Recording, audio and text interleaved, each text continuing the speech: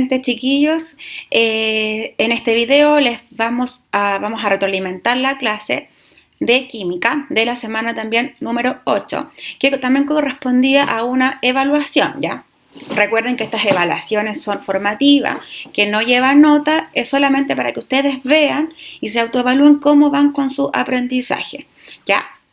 Entonces vamos a comenzar rápidamente. Desaparezco de nuevo.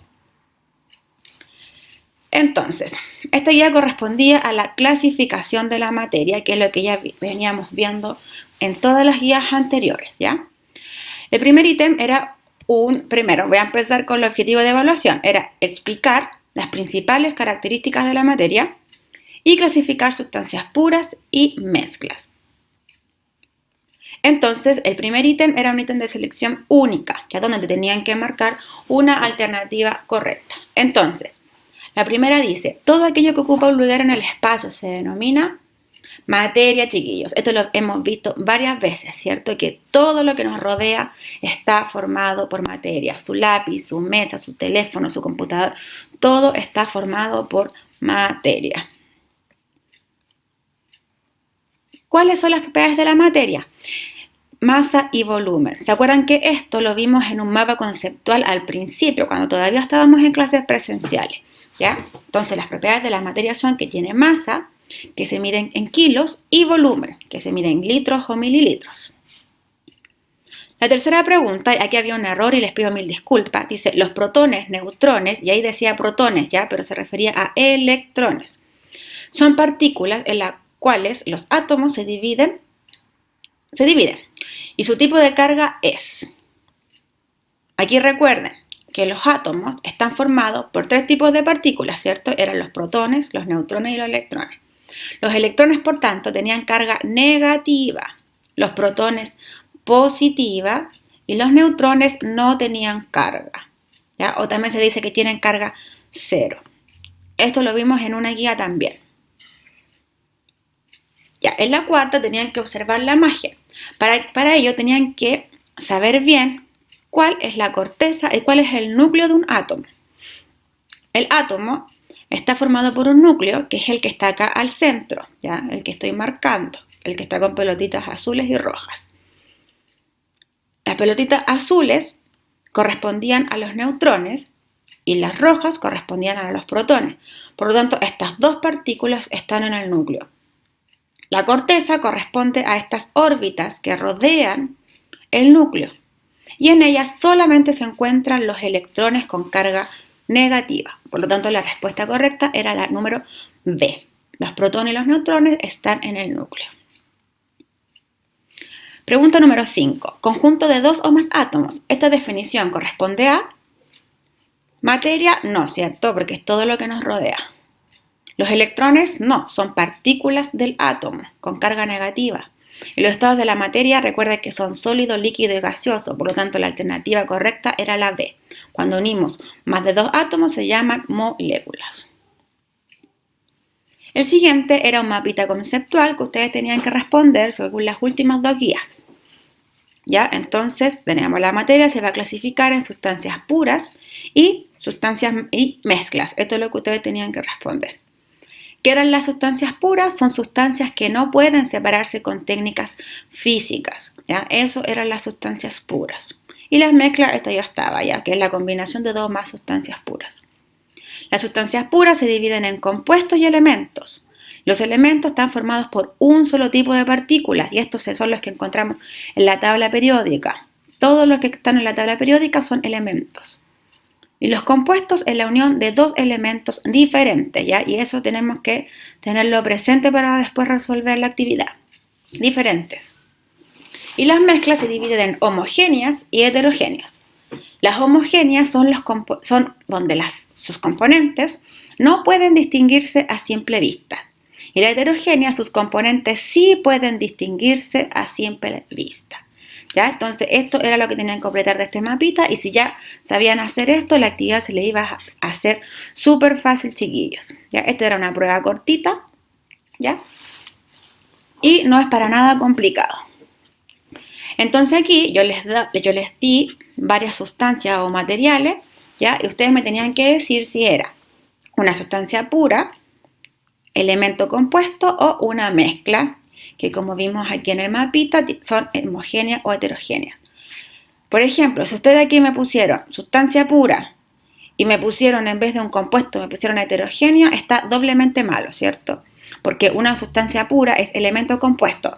Nunca una sustancia pura es heterogénea o homogénea. Solamente eso es clasificación de las mezclas. Entonces yo aquí también, para hacerle la tarea más fácil, yo le puse fórmulas. Recuerden que una técnica para saber cuál era elemento o compuesto era saber que los elementos solamente están formados por una mayúscula o mayúscula y minúscula.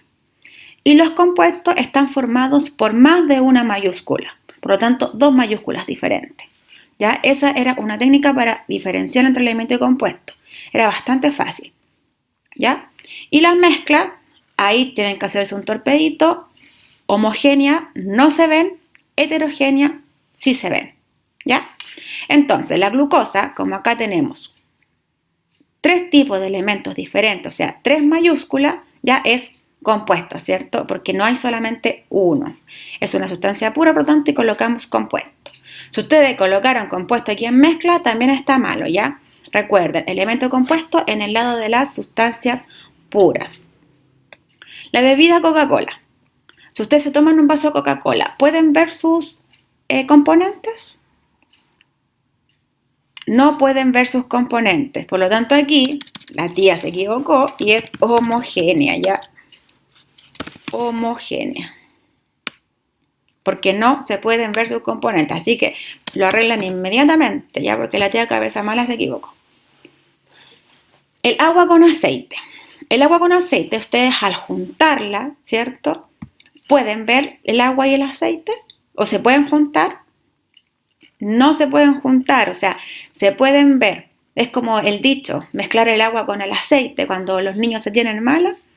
Así mismo, ¿ya? El agua con aceite son heterogéneas porque no se pueden juntar, por lo tanto, se pueden ver siempre. Están separados. Una sopa con arroz. Claramente se pueden ver sus componentes, por lo tanto, es heterogénea.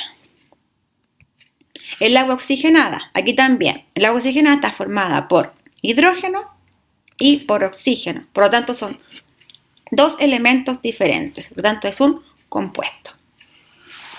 Butano lo mismo, formado por carbono, hidrógeno, dos mayúsculas, por lo tanto, es compuesto. Los fideos con salsa.